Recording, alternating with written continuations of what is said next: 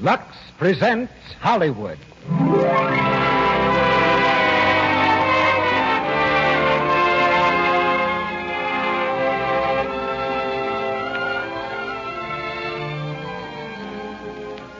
The Lux Radio Theater brings you Barbara Stanwyck and Robert Taylor in Smilin' Through with H.B. Warner.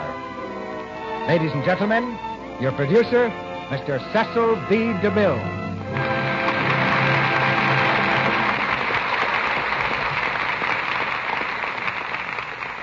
Greetings from Hollywood, ladies and gentlemen. Tonight we bring you a romance of two generations in a play that I believe will last far beyond our own generation in the American theater.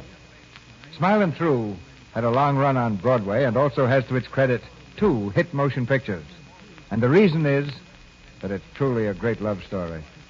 Of course, it takes 2 to play at that game, and we couldn't think of any stars better suited to the parts than Barbara Stanwyck and Robert Taylor. But as Bobby Burns once observed, the best laid schemes of mice and men gang off to glee. In this case, our best laid schemes went to glee 3 specific times during the past several weeks, because Barbara had a date with a motion picture camera, or Bob had, or they both had. But we played a waiting game, as this combination of play and stars was well worth waiting for. Smilin' Through is really 2 love stories, because the haunting secret of a romance in the past is the barrier between Kathleen O'Hara and Kenneth Wayne at the time of our play. Barbara Stanwyck is Kathleen O'Hara in the modern day and Munyin Clare in the past generation. Robert Taylor will be heard as Kenneth Wayne and then, going backward in time, as Jerry Wayne. So both our stars do double duty tonight, just as our product, Lux Flakes, does double duty all the time. Clever women have learned that Lux Flakes is both kind to their clothes and easy on the budget. Now we begin the dramatic story of Smiling Through. As our curtain slowly rises on Act 1, starring Robert Taylor as Kenneth Wayne and Jerry Wayne, and Barbara Stanwyck as Kathleen O'Hara and Munyin Clare, with H.B. Warner as John Carteret.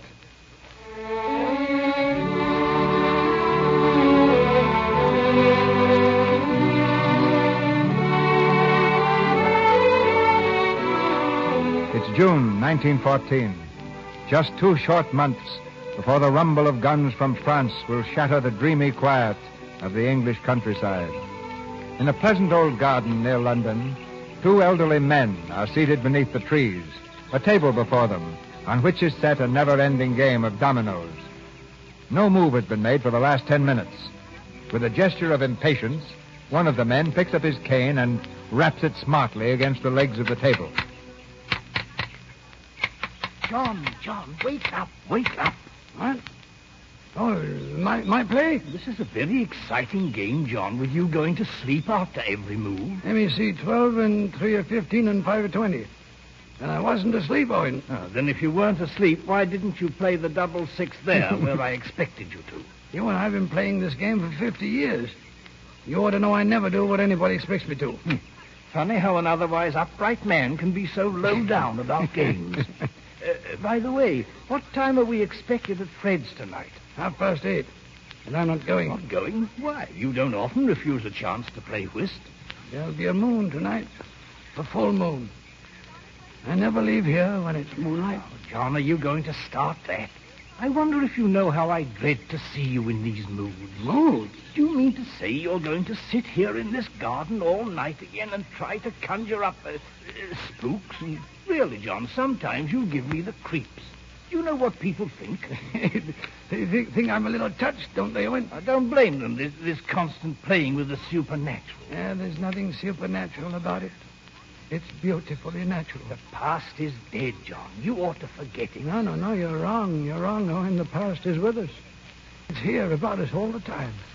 It's merely a question of making some sort of contact with it. I don't believe it. It's ridiculous. For a man of science, Doctor, you have a very small mind. Your move. Where's Kathleen? I said, where's Kathleen? Oh, I don't know. Off riding with Willie Amley, I suppose. Over by the Wayne estate? I believe so. Hope she's not jumping those fences again. I came by the Wayne estate on my way here, John. Yes? Yes, it'll be quite a job fixing it up after all this time. Place has gone completely to seed.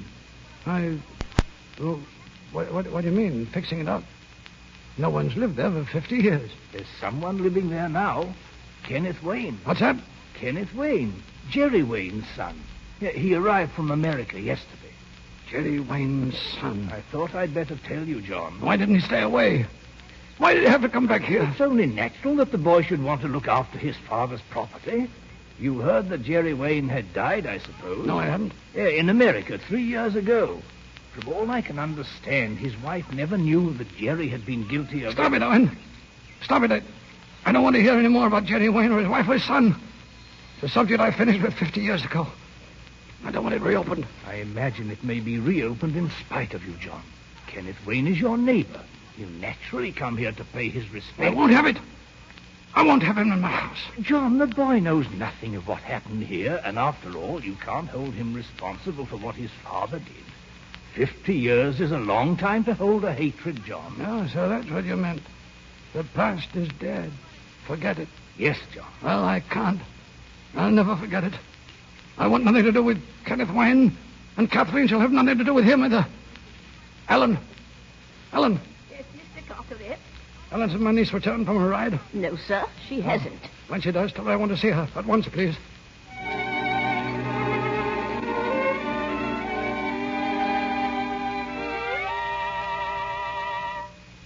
I look at it, Ellen, Kathleen, is this. We've known each other for years, ever since we were children. Oh, I know, Willie. Perhaps that's the trouble. I suppose that means you won't even think about it? Oh, I have thought about it, Willie, but my thoughts keep going around in a circle, and they always come back to the same place. I'm really sorry, Willie, but the answer's still no. Well, I didn't expect anything else, so I'm not disappointed. Willie, you're a darling. And if you didn't ask me to marry you at least once every month, I'd miss it horribly. I will say that I'm a sort of solid person, Kathleen. Substantial, if you know what I mean. I won't ever change. Oh, I'm sure of that, Willie, but now I think we'd better ride back. Will you give me a hand up? Be careful now, Kathleen. And please don't ride as if the devil were after us. Come on, Willie. I'll race you home. Kathleen, wait. Kathleen. Kathleen, pull up. Pull up. We're going too fast for this ground. Across the Wayne Meadow, Willie. You'll take the gate on the west side. You can't jump that. Go around the wall, Kathleen. I'm taking the gate, Willie. See you at home. Kathleen, come back. The top post is up. Go. Kathleen. Oh. Kathleen, are you hurt? Oh, I don't... No, I don't think so. Let me see. Oh, no. No, I'm not hurt. Oh, thank heaven. I told you not to take that jump. Well, I almost made it. You are hurt. Oh, just my ankle. I must have turned it when I fell. Is it very bad? No, only a sprain. I think I'll live. Can you walk? Oh, I doubt if I... Oh, no, Willie, I can't. Well, that's awkward. What do we do now? We go home as soon as you can get me there. Well, I'm afraid the horses have run off. Oh, dear. Of course, I could carry you, I suppose, but... Oh, could you, Willie? Well, perhaps I'd better get a car, Kathleen. Oh, all right. I think you'll be more comfortable. I won't be long. And don't tell Uncle John. He'll be furious. Oh, I won't. Oh. Hello. Oh, hello. I thought I heard voices over this way. Oh, what happened to the other one? You mean the other voice? He went home for a car. Oh. It's a grand afternoon, isn't it? Lovely. Nice view from here. Beautiful. Did you walk all the way up the hill? No, I came on a horse. Horse? Yes, he went home, too. Oh. I didn't mean to poke my nose into your business. Maybe I'd better go home. Oh, I'm so sorry. You're American, aren't you? Yes, that's right. How'd you know? Deduction. I just arrived yesterday. Are you going to be staying in the neighborhood? I hope so. Well, then we ought to know each other. My name's Kathleen O'Hara. Kathleen O'Hara. Irish? How did you know? I live in that house down there, see? Oh, the Carteret place. Yes, he's my uncle. I was going to drive over there this evening and say hello. Not sure it's done that way in England, but I thought I'd plunge in and see what happened. Oh, you won't find us very hard to get along with. Just on the other side of the house is Dr. Harding's, and this is the old Wayne place here. No one lives here anymore. Oh, yes, someone does. I live here. Huh? Oh, Oh, then you're Kenneth Wayne. Yes. Oh, I remember now. I heard you were coming. How do you do, Mr. Wayne? How do you do, Miss O'Hara? Well, since we're going to be next-door neighbors, we must be friends. Yes. Shall we start now? How do you mean? Come up to the house for tea. Well, I'd love to, except for one thing. What's that? I can't walk. You got... What'd you say? I tried to jump your gate over there, and instead I landed over here. I've sprained my ankle. Do you mean to tell me that all the time we've been talking... Why didn't you say something? Oh, it's not very bad. Here, put your arms up. What for? I'm going to take you home, of course. You mean carry me? Ha! I'll bet you don't make it. No harm in trying. Up you go.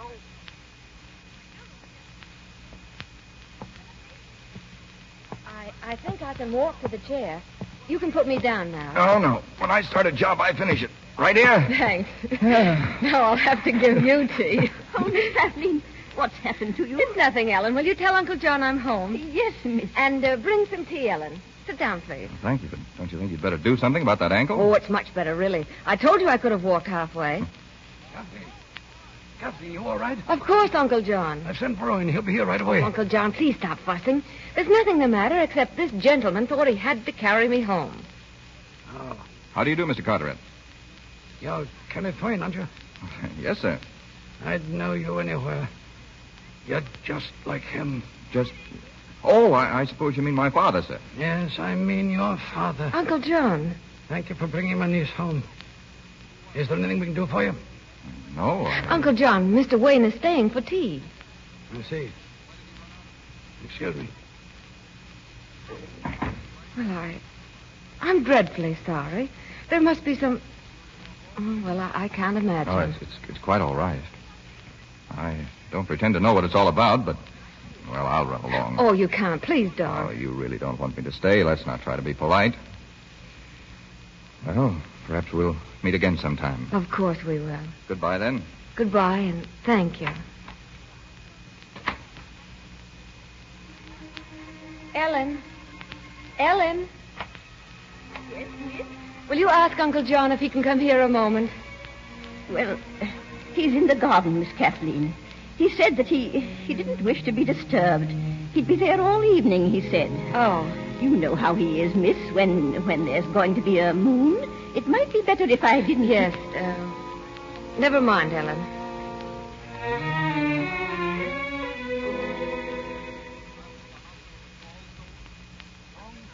The first time in your life you're completely in the wrong.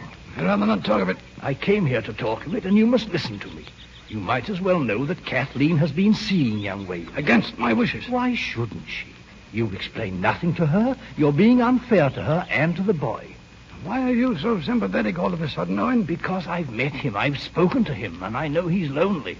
People round here can't forget what his father did, but he doesn't know what it's all about. He's proud. He feels it. I'm surprised he's staying here as long as he has. If he feels anything besides arrogance and egotism, he's the first Wayne who ever did. You're blind, John. Your hatred has blinded you to everything.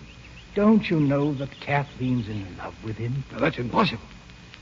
She can't be. She is, John. And who are you or I to say her heart isn't telling her what's best? Our lives have jogged along 3/4 of their way. Her life is just budding, and the lad's fine. He's the son of the man who was responsible for the greatest sorrow I ever knew. His son. His own son. The same stock. In this very garden 50 years ago. Why, you were here. You saw her little white face. And you've seen me live on here for 50 years without her. And you dare to tell me... John, stop it. I don't want you ever to speak of it again, you hear, Owen? Never. Dr. Harding. Dr. Harding. Yes, Jimmy? Dr. Harding, sir. They want you in the village. You're to come at once, sir. Who? Where? At the recruiting station, sir. War's been declared.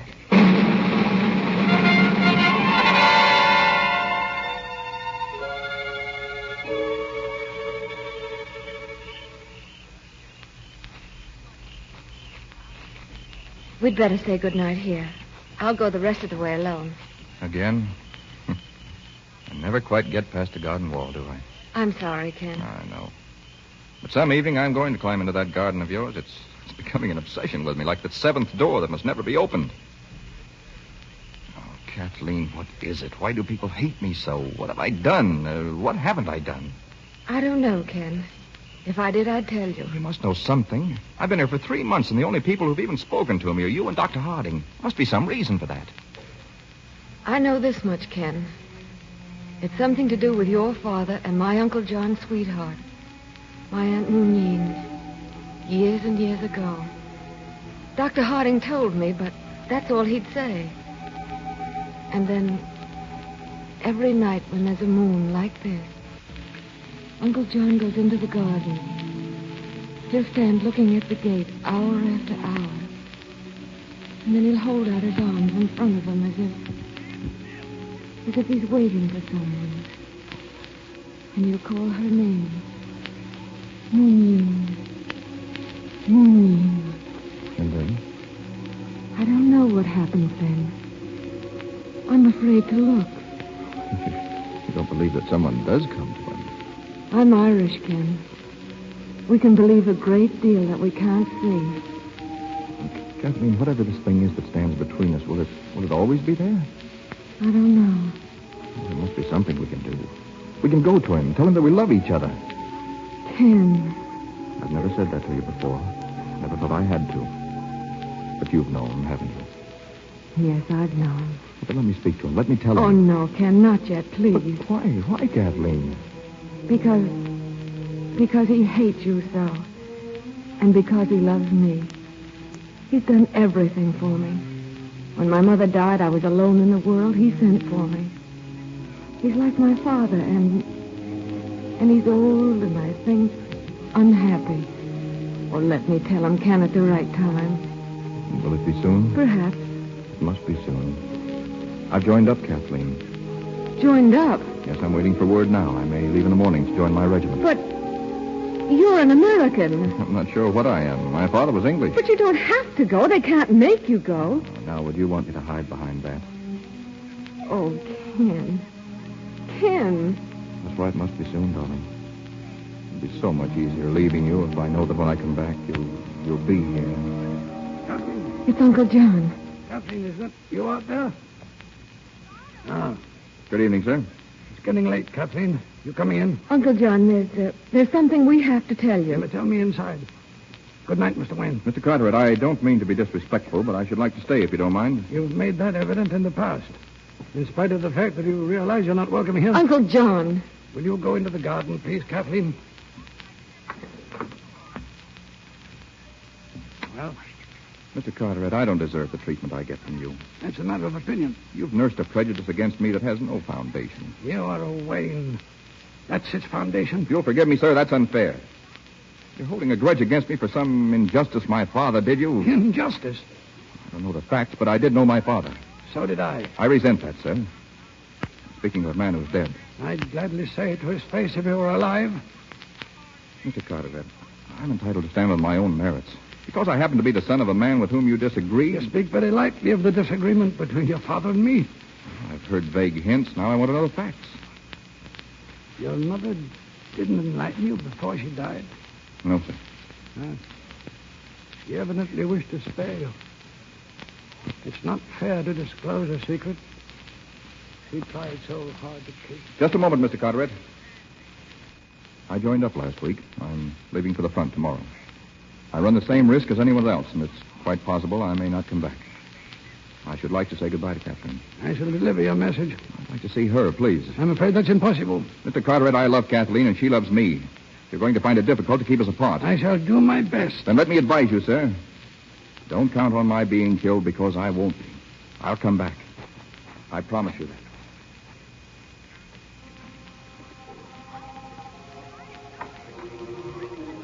Kathleen, are you crying? Kathleen, oh, my child. Do you hate me so? I love you, Uncle John. But I love Ken, too. Kathleen, it's time you knew the truth about the man whose son you say you love. Am I disturbing you, John? No. I'm glad you're here, Owen. She must know now. Come here, Kathleen. Sit here, dear, beside me.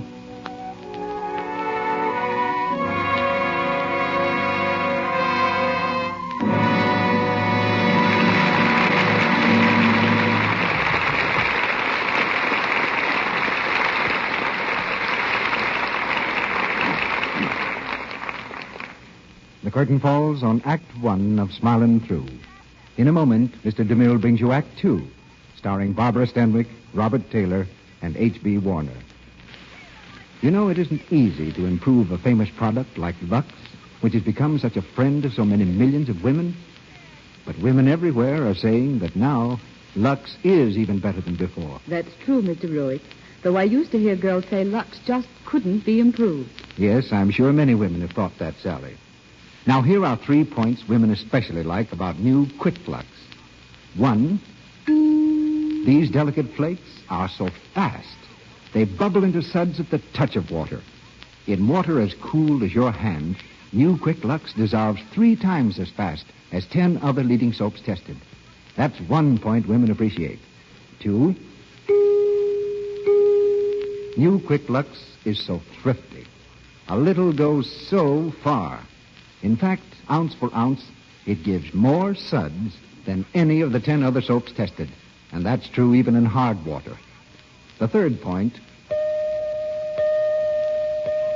is purity. New Quick Lux has the same perfect gentleness you've always depended on. It hasn't any harmful alkali, no builders or fillers. Anything safe in plain water is safe in new Quick Lux. Speed, thrift, safety. Those are the 3 reasons women are so enthusiastic about the new Quick Lux. It comes in the same familiar box at no extra cost to you. So why not get a big box tomorrow and use it for stockings, underthings, and all washables. For dishes, too, to save your hands. Now, our producer, Mr. DeMille. Act Two of Smilin' Through, starring Barbara Stanwyck as Kathleen O'Hara and Muneen Clare, and Robert Taylor as Kenneth Wayne and Jerry Wayne, with H.B. Warner as John Carteret.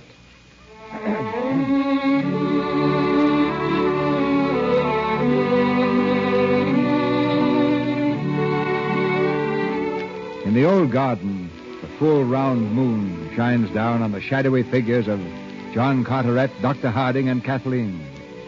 Slowly, John Carteret begins his story, his eyes bright again, as they were some 50 years ago. 50 years ago, on the 18th of June, this old house was in a hubbub of excitement. It was a lovely summer night like this. Over the gate yonder, the honeysuckle and roses grew just as they do in the Junes of today. Everything was the same except for some witches' lanterns placed here and there. It was the night Muneen, Clare, and I would have been married. She had arrived that day with her sister, Mary, your mother, Kathleen. As the long twilight faded into darkness, the old house was lit by 1,000 candles. Snatches of laughter and bits of bantering chatter floated out into the garden. Someone was playing something softly, liquid, on the harp. I could hear it still. It was her little song, Muneen's song, the one I taught you to sing so many years ago. There was still an hour before the ceremony. Suddenly there was a ringing at the gate bell. Ellen went quickly to answer it.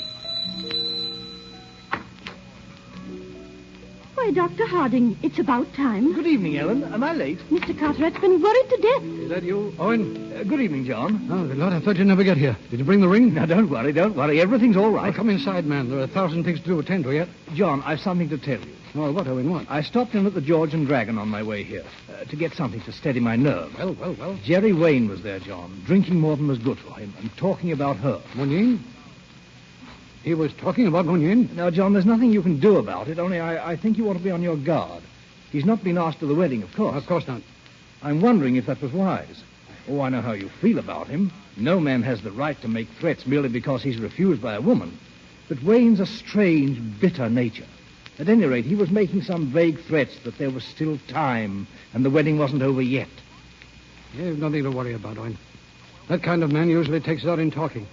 Come inside. Ellen. The bell. Coming. Who is it? Oh, Mr. Wayne. I thought it was... A guest, Ellen? No, just a visitor. Who is it you want, sir? We're very busy just now. First, I want to come in. I don't think you're expected, Mr. Wayne. I know that. No place for the rejected suitor amidst the wedding guests, is there? His great crime was that he loved the lady and the lady didn't love him.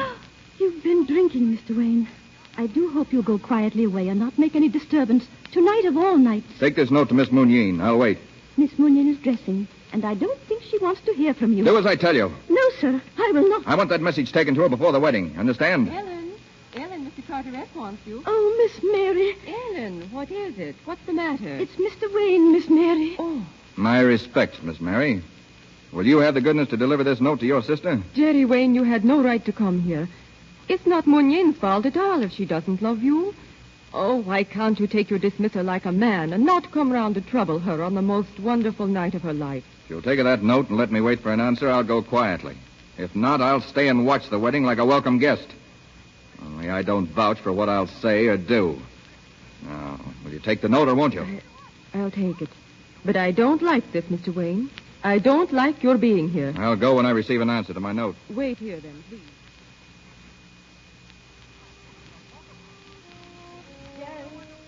Jerry, where are you, Jerry? Mooneen, I'm here. Ah, Jerry, it was nice of you to come around. I knew you'd never let me get married without wishing me well. Mooneen, you're so lovely. You're so beautiful. Oh, my darling. Jerry, don't. You're not going to marry him. It isn't true. Tell me it isn't true. Oh, now you mustn't begin this all over again, Jerry. I won't let you. I've as much to offer as he has. I was a fool to give you up without a fight, but it's not too late. You must come away with me now, Mooneen, tonight. Jerry. Oh, don't look at me like that, as if you hated me. I love you. It's killing me. I can't stand it. Oh, Mooneen, I know I'm behaving like a crazy man, and that's what I am, crazy with love and jealousy. The thought of you belonging to another man drives me mad. I don't know myself. I can't think. I must stop it somehow. He won't have you, not if I can prevent it. Jerry, how much do you love me? More than all the world. More than life itself. I can't give you up to him. Then listen to me. Do you know what you're going to do to prove your love for me? You're going to leave me now, bravely and wishing me joy. And you're going to go along home and let me be married to the man I love. Because you love me. I can't. You can. You will. Look at me, Jerry. Look at me and tell me that you want me to be happy, even though it means unhappiness for you. I can bear it when I'm with you, Mooneen. It's when I'm alone. Ah, when you're alone, say over and over to yourself, I'm doing it for her. Then it'll come out all right. Will you try? Yes, Mooneen. Thank you, Jerry. Sure, it's a dog's life I'd be leading you, Jerry, not loving you. You don't deserve that. Now, you must go.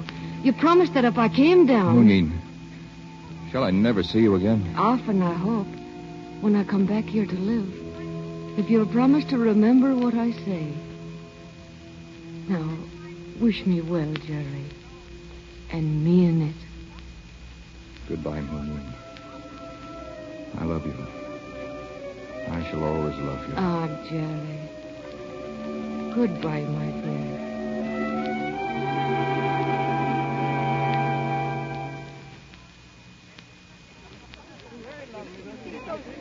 Is everything ready? Mary, where's John? Have you seen him? Why, you're the best man, Owen. He's your responsibility. John! John! Where are you? John!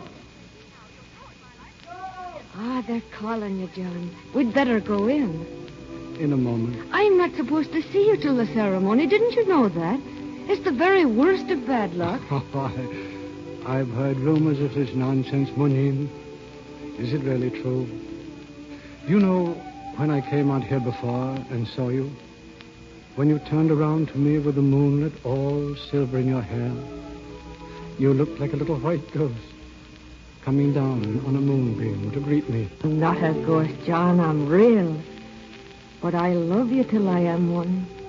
And after. Nothing shall ever part us, Mooneen. Promise me. Not even death itself. Because if I should die and leave you, John, I'd be so lonely for you, I'd come back to you. You'd never be without me for a single minute. Mooneen. John, what was that, the gift? Oh, there. How is it? Jerry. Yes, it's Jerry. I've come to wish you well, John. Jerry, you promised you'd go away. But I didn't. Go into the house, Moonine. I want to talk to him. Jerry, wait. You can't. Get her away. Go in, Munir. I won't leave you. Please. Not till I know what he wants. If you've come here to create a scene at the wedding, There isn't going to be any wedding. threats like that won't do you any good. I'll settle with you afterwards. And I'll leave the place. You'll settle with me now. I wasn't able to keep you from winning her, but I can keep you from marrying her. John, he has a gun. Get back, Munir. No! Oh! John. Munir. Munir. Oh, my darling. My son. I never meant that. I didn't mean to. I never meant that. I swear it. I never meant it. I never meant it. Munir. John, what is it? He's killed her. He's killed her. The doctor, quick. I want Owen. Send somebody after him and Wayne. Head Wayne off. He mustn't get away. John. Oh, my darling. Try with all your strength to help me save you. Owen will be here. Too late. I know. It's a pity, isn't it? It's only a wound. Owen will know what to do, darling. John, I said not even death itself. It's funny when you think of it. Like a warning. Munir, don't leave me. I never fear. Love like this can't die. I'll find a way to come back. Just you wait and see. No. Munir. John, I love you. That's all that counts. Oh, please. Don't be sad. And, John... Yes? I've always been such a vain creature, and I can't help thinking what a charming ghost I shall be. Listen, John, do you remember my song? There's a little green gate at whose trellis I wait, while two eyes so true come smiling through. I'll be there, waiting, just at the end of the road. Munir.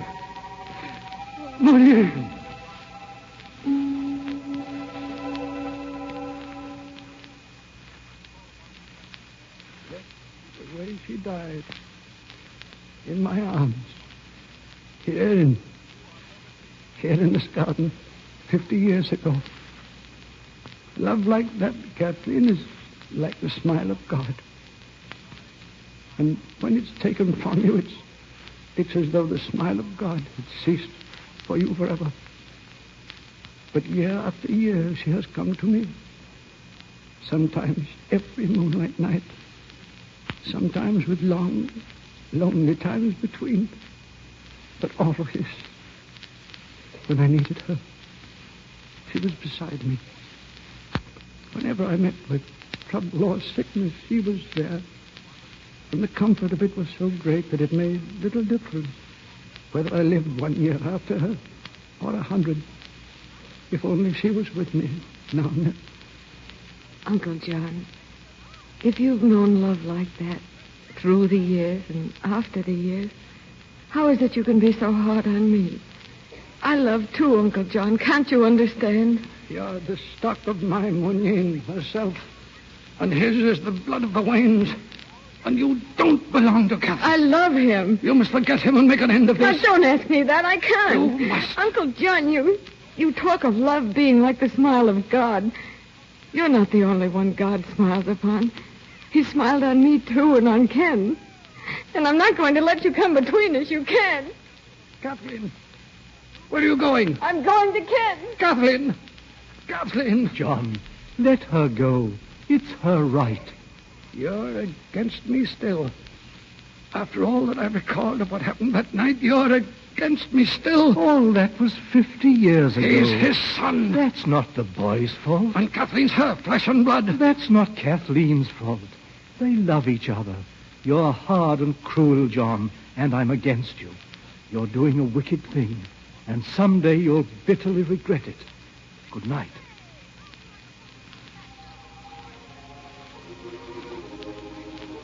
Munyin. Munyin. Why don't you come to me?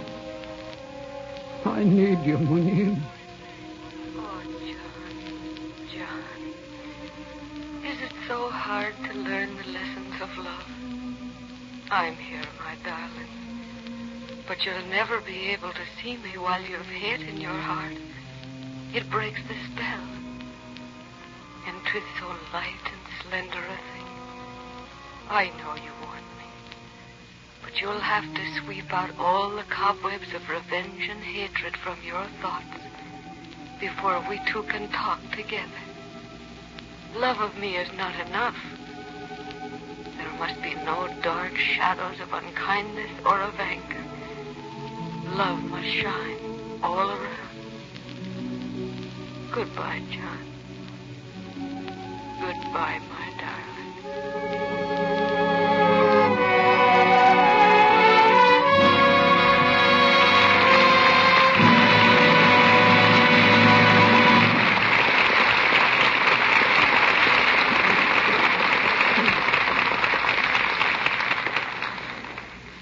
After a brief intermission, Robert Taylor, Barbara Stanwyck, and H.B. Warner will return in Act 3 of Smilin' Through. Meantime, I'd like Lou Silvers to play a few bars of music. Thank you, Lou. Ah, that lovely theme always says spring, doesn't it? And spring to a housewife often means... Spring house cleaning. Ah, go to the head of the class, Sally. And spring house cleaning should remind women of... New Quick Lux. Yes, because it can be a maid of all work to you at this time. To give you an idea of all the things you can do with New Quick Lux, we've worked out a special alphabet for washables. Come on, Sally. Give us your Lux ABCs. Okay. A is for Afghans. Lux keeps them so cozy. B is for blankets. Blue, green, or rosy. C is for china and curtains. I'm meaning you save a lot when you give them Lux cleaning. Good poetry and good sense, too, Sally. D is for draperies, and keep this in mind. To color and fabrics, New Quick Lux is kind. E for embroideries, your linens and such. F is for furniture. Dirt flies at the touch of those rich, quick suds that help you so much. And, Well, G, H, and I come next, Sally. Or used to when I learned the alphabet. Oh, yes. Glasses, hairbrushes, ice boxes, and keys. The keys of pianos Lux cares for with ease. How about J, Sally? Oh, jewelry, of course. Lux leaves it so bright.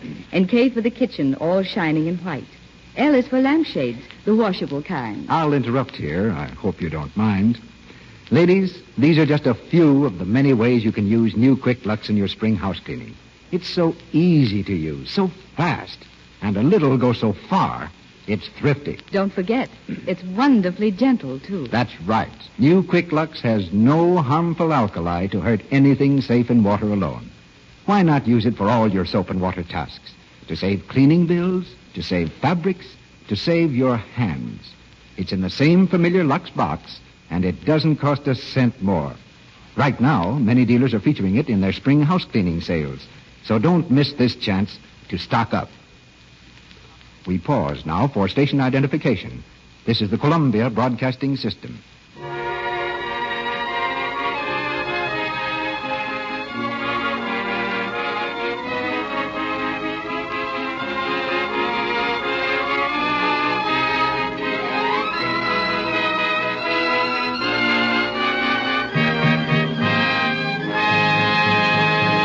The curtain rises on Act 3 of Smilin' Through.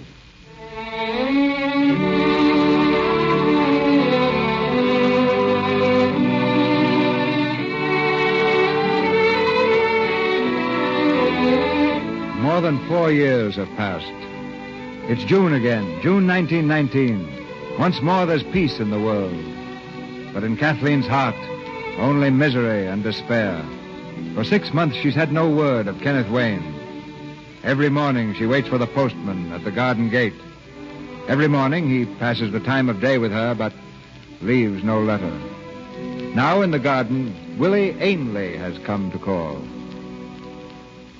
Kathleen, are you expecting someone? No, why, Willie? You've been standing by the gate all morning. Oh, I'm sorry, Willie. You know, I find you changed, Kathleen. I noticed it the minute I got back. Changed how? Oh, every way, except one. You're no nearer accepting me than you were before. Are you? Willie, if you ask me to marry you again today, I shall... Oh, Willie. I know. You'll slap me. Well, that'd be something. I'd rather be slapped by you than any girl I know. Shall I change the subject? Please. Very well. Oh, by the way, who do you suppose I saw before I came down from London? I can't imagine who. Kenneth Wayne. Ken Wayne? Oh, did you? I must say he wasn't very anxious to speak to me. Had to call him twice before he turned around. How long ago was this, Willie? Well, let's see. I came down the first, about the middle of May sometime. Then he's been in England over a month. At least. Why do you ask? I was just curious. Kathleen, I shouldn't have mentioned this, but I have to know. You're in love with him, aren't you? I'm sorry, Kathleen. You needn't be. Has he written to you? No, not for months before the armistice. Kathleen. Willie, don't pity me. I don't want pity. Forgive me, Kathleen. Would you rather I go? Thank you, Willie. Of course. Bye, Kathleen. Ken. Oh, Ken.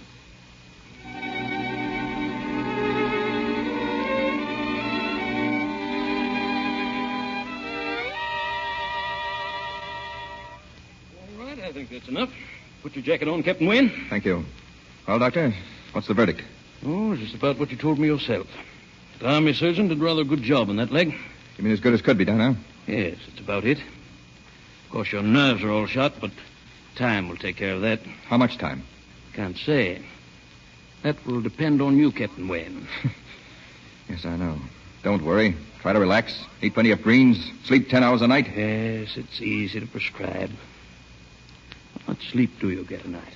What do you think? About 3. If I'm lucky. Well, I could give you something for that, of course. I've had it. Every doctor in London has given me something. Getting so it doesn't work anymore. How long were you at the front? I saw most of the show. I got this leg in last month. Yes. There are a great many like you, Captain. See them every day. I might as well tell you there's very little I can do for them.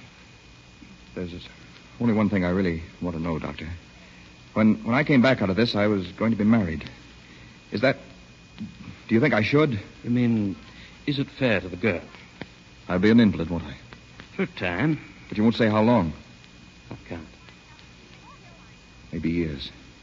Maybe all of my life. There's a future to offer a girl, isn't it? To spend the rest of her days waiting on an invalid? I'm sorry. Thank you, Doctor. You've been very kind. Is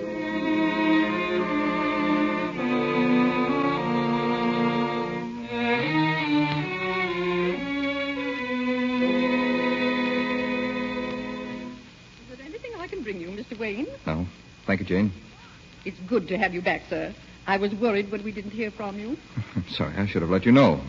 Did you send my note to Mr. Carteret? Yes, sir. Good. That's all, Jane. Yes, sir. Oh, by the way, don't unpack my things. I'm not staying. Not staying, sir. I'm leaving for America tonight. But, Mr. Wayne, you've only just come. Will you answer that, please, Jane? Yes, sir. Mr. Carteret. Come in, sir. Mr. Wayne is in the drawing room. Come in, Mr. Carteret. Your note. It was kind of you to come. I'd rather come here than have you come to the house. I'm sure of that. However, what I have to say won't take very long. You can save your breath. You'll never marry Kathleen. That's why I came back. To tell you that I'll never marry you. To tell me? I'm not going to see her. So, if you'll explain things to her, I'm sure you can. It might be better all around. I don't understand you. I want you to speak to her. Make her understand that I've nothing to compensate for all she'd lose. Suppose she insisted on seeing you anyway. Well, then tell her that I'm not the same man who left here 4 years ago. That War makes changes in a man's viewpoint. It has in mine. Tell her that I don't feel as I did. She'll believe it from you. And you no longer wish to marry her? I've no right to marry her. Can't you see that? Look at me. You understand now? I see that you've suffered. We all have. You've been wounded. But I'm afraid that would make no difference to Kathleen. It wouldn't matter to her. It must matter. I've done a lot of thinking these past 4 years, especially since I was put out of the running. I'm glad that you refused to let Kathleen marry me. I'd only be a burden now. That possibility had nothing to do with my refusal. I know. But sometimes a mistaken motive works for good in the end. I'm not blaming you for your refusal, not anymore. You'd be something more than human if you could forget what my father did. You know? Yes, I know. Dr. Harding told me the whole story, and so it's better as it is. She'll realize that, too, someday. Ken, where are you? Ken! Oh, Ken, darling, I heard you were here. Why didn't you tell me? Oh, Ken! Kathleen. It's all right. Would you mind leaving us, Mr. Carteret? Kathleen. Oh, darling, I didn't believe it. I couldn't. You're back and you're alive. Oh, let me look at you. If I could stop crying for a minute, I could see you better. Not much to look at, I'm afraid. But you've come back. Aren't you glad to see me? You haven't said so. Yes, of course I Oh, it's am. been so long, darling, and when I didn't hear from you, I thought that... Oh, Ken, forgive me. Well, I was going to write to you, but when I got up to London, everything seemed to break at once. I was pretty busy. Oh, of course you were. Then I thought I'd come down, make a few last-minute arrangements. About what? Oh, the house, and... You see, I'm selling it. Selling this place? Why, Ken? Now, Kathleen, please try to understand. I shouldn't have come back at all. I was hoping that... Well, I thought when you didn't hear from me, you'd know. Ken, what is it? Look at me. Are you telling me that you don't love me? Is that it, Ken? Well,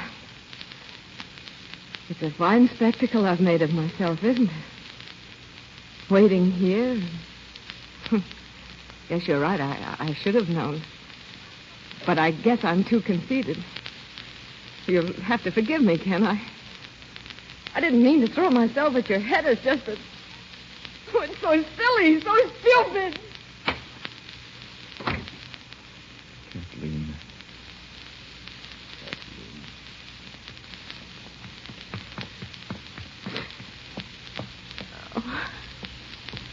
Kathleen, my dear. Oh, Uncle John, I've been such a fool. Don't, Kathleen. Don't, my darling. He doesn't want me. Uncle John, why didn't you let us alone? He wanted me once, and you took him away from me, just as surely as Jerry Wayne took away your Moonine Claire. And my heart's just as bitter and just as lonely. Kathleen, do you think I haven't suffered for it? She hasn't come to me, not once, since that night. She'll never come to you again. Never. And then you'll know how I feel now. Do you love him that much? I've never loved anyone so much. I never will. Kathleen, go back to him. Tell Oh, him, how can you say that now? go back in the house. I've been so wrong, my darling. He loves you, too. And he needs you so. Uncle John. He's sick. He's been hurt. That's why he pretended he'd forgotten. He was trying to give you up, Kathleen. Then it isn't true. He really wants me? Go to him, my dear.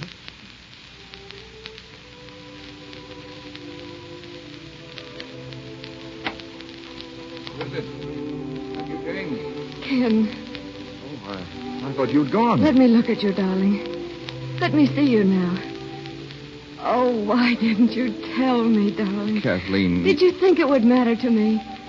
Did you think that my love was so small that I wouldn't want to care for you and make you well again? Oh, why did you send me away, darling? Kathleen, I may never be well. There's no telling. Oh, but you love me. You do love me. Tell me that, Ken. Kathleen, don't make me say it. Don't you know what it means to be tied to me all your life? No gaiety, no real happiness? Is any love strong enough for that? Mine is. Even stronger. And my love will make you well again. Kathleen. Oh, my darling. My darling.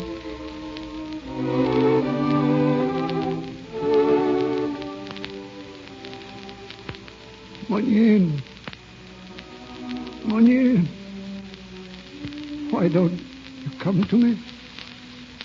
I've waited so many nights here in the garden. Munyin. John, dear. You're here. Oh, you've come at last. Munyin. I've been here all the time. Only you couldn't see me because you've been so obstinate, darling. Keeping those two children apart. You won't go away anymore. Now that I've made it right. Never. Why, you're in your wedding dress. Yes. Just as you were that night. And as beautiful, as fresh, as young as if 50 years were only a day. But I'm old. I'm old. I haven't the faintest idea what you're talking about. How could you bear to look at me? I'm old. My face is all lined. I see no lines. My hair is white. Quiet as brown as it ever was. I'm bent. I'm bent and feeble. No, you're as straight and tall as a poplar. You see me like that? I see you like that. It's a miracle. It's love. You've never let me ask. But tell me now, when shall we be together? Always? Look there, John. Do you see that old man there in the chair? Do you know him? Why, Yes. It's you, John. But how can I be there and... Munyin, is this what they call dying? Yes. Isn't it glorious? And isn't it stupid to be afraid of it? Why, who's afraid? Some poor dears are. But they'd go smiling through the years if they knew what they'd find at the end of the road. Come, John. Come, my darling.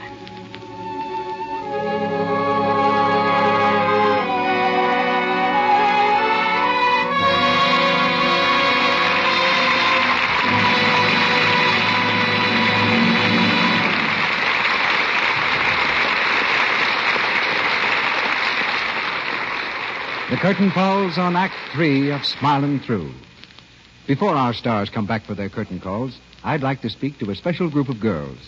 There are nearly 1.5 million of these girls all over the country, and something very special has happened or is going to happen to them during 1940. You know what it is? They'll be married this year, and many will begin right away keeping house and washing dishes. Now, no bride wants her hands to grow rough and red and unattractive, and they needn't. With new Quick Lux, even busy hands can stay soft and smooth and lovable. These gentle flakes are so kind to hands. Yes, indeed, this has been proved by hundreds of women in a most unusual kind of test, a one-hand test. Each woman put one hand in Lux suds, the other in suds from a different soap. Now, that's absolutely fair, isn't it? And conditions were similar to home dishwashing. For instance, each woman did the test for 20 minutes, 3 times a day, average dishwashing time. Altogether, 5 leading soaps, including Lux, were tested. Well, sir, the results were amazing. Oh, Sally, will you read what Mrs. Edna Tessel of Brooklyn said about her results? I have always used Lux for my own dishes and know how very gentle it is. But I didn't realize what a difference there was between new Quick Lux and the other soap I tested. After 19 days of the test, my Lux hand still looked smooth and white.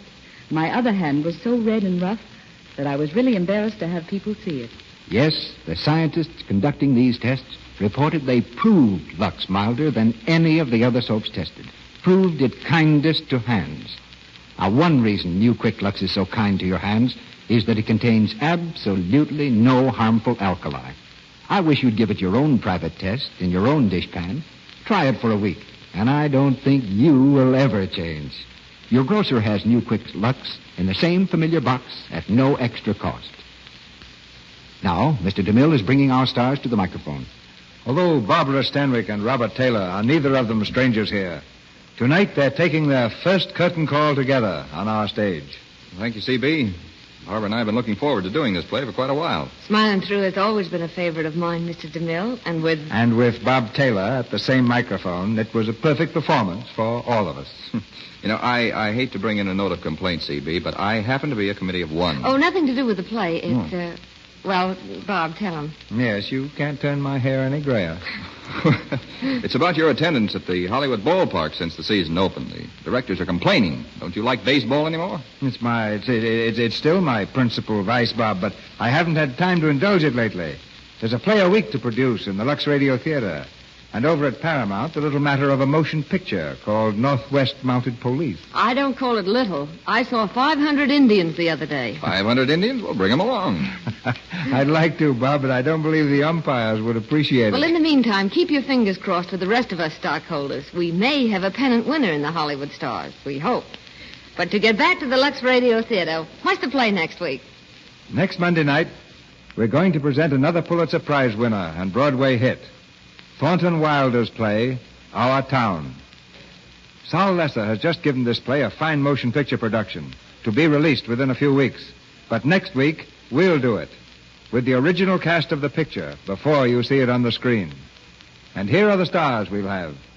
William Holden, Martha Scott, Fay Bainter, Beulah Bondi, Thomas Mitchell, Guy Kibbe, Stuart Irwin, and in the famous role he created on the stage, Frank Craven. Our Town has something of the story of your town and every town in America. Headed by a cast of 8 stars from the picture, we'll bring you this stirring human drama next Monday night. And next Monday night, we'll be listening at home, C.B. Good night. Good night, everybody. Good night.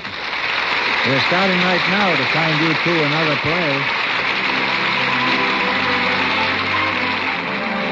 Our sponsors, the makers of Lux Flakes, join me in inviting you to be with us again next Monday night when the Lux Radio Theater presents William Holden, Martha Scott, Fay Bainter, Beulah Bondi, Thomas Mitchell, Guy Kibbe, Stuart Irwin, and Frank Craven, the original motion picture cast in Our Town. This is Cecil B. DeMille saying good night to you from Hollywood.